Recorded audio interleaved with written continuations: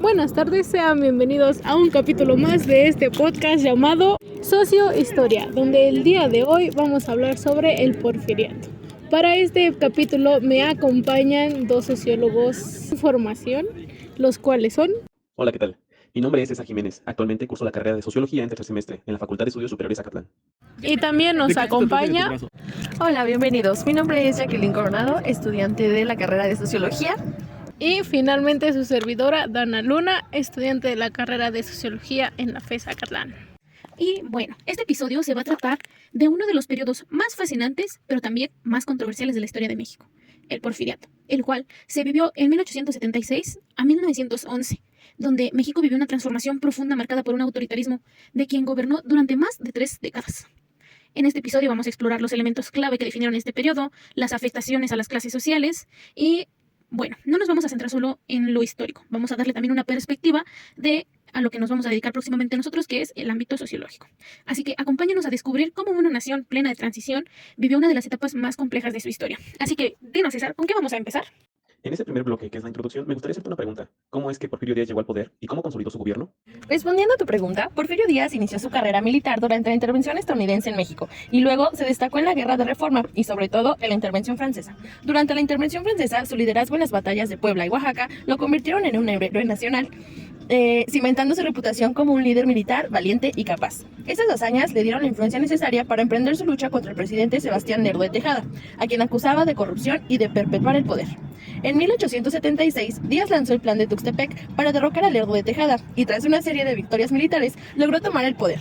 Consolidó su autoridad con base en la reelección continua y un control político férreo. Ok, ahora que ya conocemos un poquito de esta historia, vamos a meternos en nuestro papel de sociólogos y vamos a analizarlo un poquito más. Desde en el contexto de la revolución industrial, donde sabemos que los países europeos y Estados Unidos estaban experimentando un gran crecimiento económico y era impulsado por sus avances tecnológicos y una producción industrial cada vez más eficiente. Claramente esto fue algo que llamó la atención de Porfirio Díaz y fue influenciado por este desarrollo. Así, buscó proporcionar a México como una nación moderna y económicamente fuerte y capaz de integrarse en este nuevo escenario internacional como un país industrializado. También recordemos un poquito que admiraba mucho los logros de Europa, más que nada de Francia e Inglaterra. Y como era de esperarse, optó sus modelos de infraestructura y transporte, incluso también los de organización política, como un ideal a seguir. También recordemos que Díaz promovió un poquito mucho la inversión extranjera y empezó a facilitar mucho la entrada de capital y tecnología, más que nada europea, pero también estadounidense, para poder desarrollar el ferrocarril, la minería y la industria en México.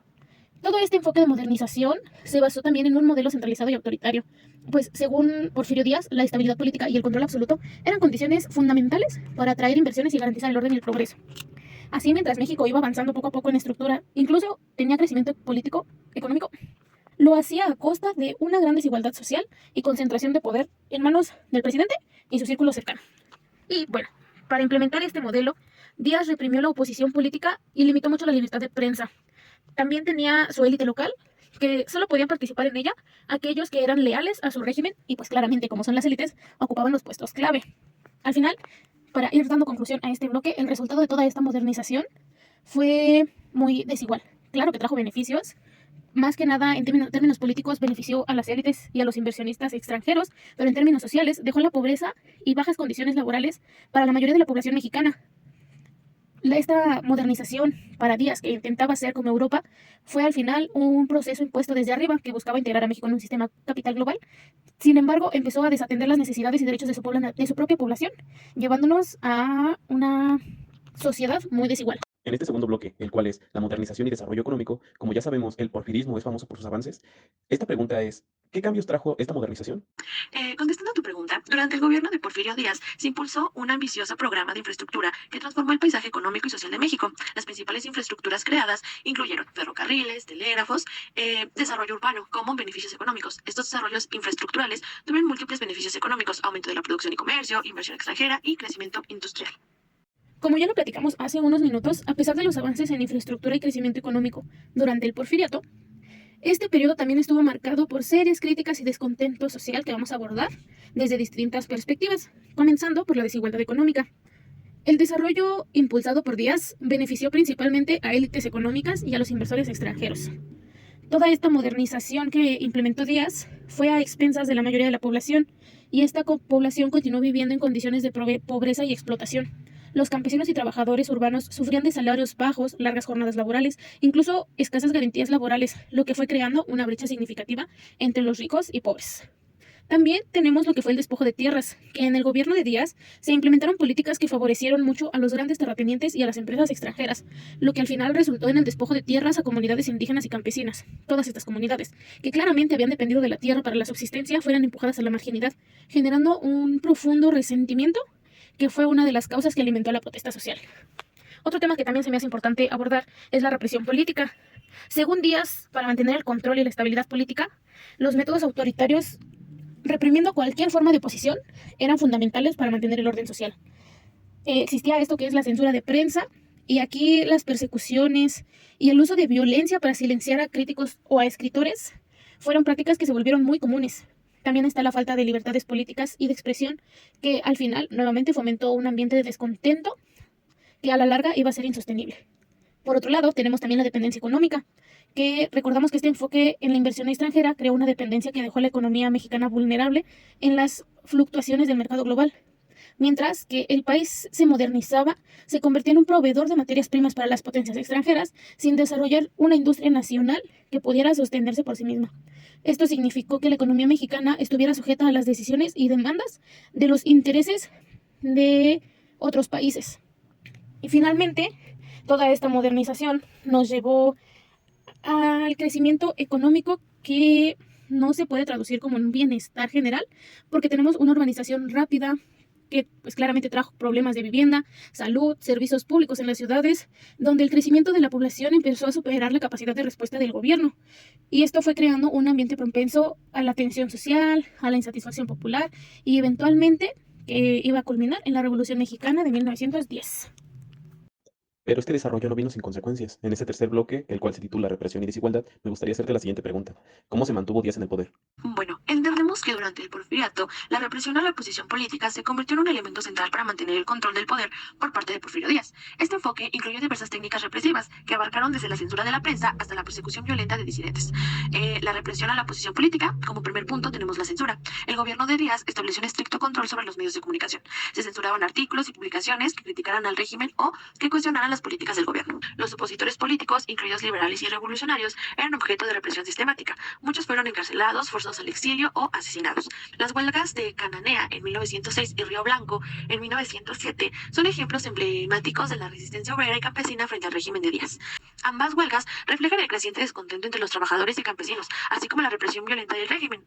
Como ya lo mencionó mi buen amigo César, vamos a hablar en este bloque sobre la represión y desigualdad. Retomando un poquito de los temas que vimos en el bloque anterior, vamos a hablar también sobre el impacto de la desigualdad, que como lo mencionábamos, a medida de que el país se modernizaba, las condiciones de vida de los trabajadores y campesinos empeoraban. Esto generó claramente un descontento social e incluso político.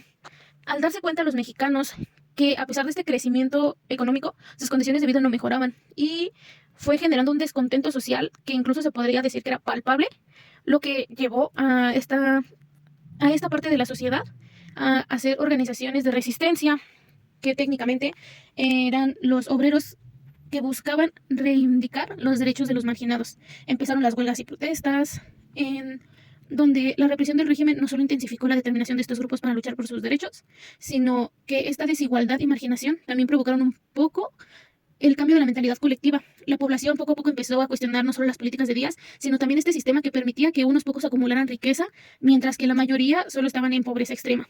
Este cuestionamiento llevó a una búsqueda de alternativas, incluidas las ideologías que promovían a la justicia social y a la equidad, que pues podemos tomar que fueron los factores determinantes para la revolución. El conjunto de todos estos factores sociales y económicos fueron los determinantes para el estallido de esta revolución mexicana en 1910, donde la población, ya cansada de ser ignorada, marginada y cansada de esta pobreza en la que vivían, se levantó en armas en busca de cambios radicales en la estructura política y económica del país. La revolución no solo fue un movimiento por justicia social, sino también luchaba por la dignidad y el reconocimiento de los derechos de todos y cada uno de los mexicanos. Y en este sentido podemos decir que la Revolución Mexicana es una respuesta que fue inevitable a toda esta desigualdad extrema que fue creada por la concentración de este poder que se caracterizó por el régimen de Díaz. Podemos decir que la historia ha demostrado que cuando las voces de la mayoría son silenciadas y marginadas, todas estas tensiones sociales tienden a culminar en movimientos de resistencia que buscan un cambio profundo y significativo. la revolución no solo transformó a México, sino que también dejó una lección sobre la importancia de la equidad y la inclusión en cualquier modelo de desarrollo. Por último, llegamos a la caída del régimen y el legado del porfiriato. Como pregunta final, me gustaría preguntarte, ¿qué llevó a la caída de Porfirio Díaz y cuál es el legado de su gobierno? Bueno, la primera razón fue la falta de libertades políticas, unida a la creciente desigualdad social y económica. Fue un cóctel explosivo que provocó el levantamiento que llevó a la Revolución Mexicana en 1910. Este contexto de represión y marginación generó un ambiente de frustración y descontento entre amplios sectores de la población. Bueno, como ya se han de estar dando cuenta, estamos llegando al final del episodio del podcast y tenemos que admitir que el legado de Porfirio Díaz es muy complejo, pues sí, se lograron importantes avances en infraestructura y modernización económica, pero hubo un gran costo social y humano. Esta dualidad pues, es fundamental para comprender la historia de México y las raíces de la Revolución Mexicana. Pero antes de irnos a todo esto, vamos a dar una última revisada a todo lo que hemos mencionado. Empezando por los avances que hubo durante el Porfiriato, como lo son la modernización económica, porque como sabemos, durante el gobierno de Porfirio Díaz, México experimentó un desarrollo en infraestructura, donde se incluyó la expansión de la red ferroviaria, la construcción de telégrafos, también la modernización de ciudades, donde no lo mencionamos hace rato, pero creo que sí es importante mencionarlo ahorita. Se llevó a cabo un esfuerzo significativo en la educación de urbanización. Hubo construcción de escuelas y hospitales que contribuyó a una mayor alfabetización y a una mejora de salud en las ciudades. Y todas estas mejoras urbanas transformaron un poquito el paisaje de muchas ciudades, haciéndolas más modernas y un poquito más funcionales. También tenemos pues el crecimiento industrial, que como lo mencionamos, esta inversión extranjera impulsó la industrialización de México, creando nuevas fábricas que también generaron empleos, que claramente, como ya lo escuchamos, fue únicamente para las élites, pero no hay que pasar en alto que pasó. Pero pues también tuvimos costos sociales, como la desigualdad y pobreza, represión política y el descontento acumulado. Como les decía hace unos segundos, el legado de Porfirio Díaz es un reflejo de esta dualidad, que por un lado se puede reconocer los logros de infraestructura y modernización, que se centraron con base para el desarrollo del futuro de México, pero los costos sociales de este progreso en términos de desigualdad, represión, sufrimiento, dejaron cicatrices profundas en la sociedad.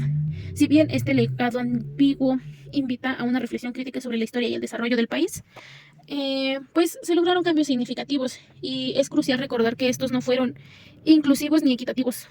La historia del porfiriato se convierte así en una lección sobre la importancia de balancear el desarrollo económico con la justicia social y el respeto por los derechos humanos. Una cosa que el porfiriato nos enseña es que la modernización, sin una concentración de las necesidades y derechos de toda la población, puede llevar a un descontento generalizado, a la búsqueda de cambios radicales en el tejido social y político de un país, lo cual nos puede llevar a lo que es una batalla, una guerra, como ustedes lo quieran llamar. Pero al final de cuentas, si todo esto no es llevado de la mejor manera, nos va a llevar al caos. Y bueno, mis queridos oyentes, hemos llegado al final de este episodio de Sociohistoria y queremos agradecerles por habernos acompañado hoy. Su interés y participación son lo que hacen que nuestro podcast sea especial. También quiero agradecerle de todo corazón a nuestros invitados, Jackie y César, por compartir sus conocimientos, enriqueciendo este tema y dándonos nuevas perspectivas sobre él. Sin más que agregar, me gustaría darte las gracias, Dana, por la invitación a tu podcast. Considero que es una manera divertida y digerible de entender la historia del país, pues todos conocemos, aunque sea solo de nombre, a Porfirio Díaz, pero entender el impacto que tuvo cuando estuvo en el poder me parece que es más digerible con este tipo de formatos que en esta generación son cada vez más utilizados. Me despido cordialmente de ti y de tu audiencia, esperando poder colaborar contigo en otra ocasión. Muchas gracias, Dana, y hasta luego. Bueno, chicos, pues esto fue todo por el podcast del día de hoy. Espero les haya gustado y muchas gracias por invitarme. Que tengan buen día. Muchas gracias por estar aquí, por haberme acompañado. Y bueno, los invitamos a seguir con nosotros en nuestros próximos episodios, donde seguiremos explorando temas fascinantes y vamos a profundizar un poquito sobre las historias que nos conectan, porque sí, al ser sociedad mexicana tenemos que conocer un poquito de nuestro pasado y eso es algo que nos conecta. No olviden suscribirse, dejarnos sus comentarios. Recuerden que su opinión es muy importante para nosotros, nos ayudan a mejorar y a crecer. Pero bueno, nuevamente gracias por su apoyo. Hasta la próxima, nos vemos en el siguiente episodio de Socio Historia con Jackie, Dan y César. Bye bye.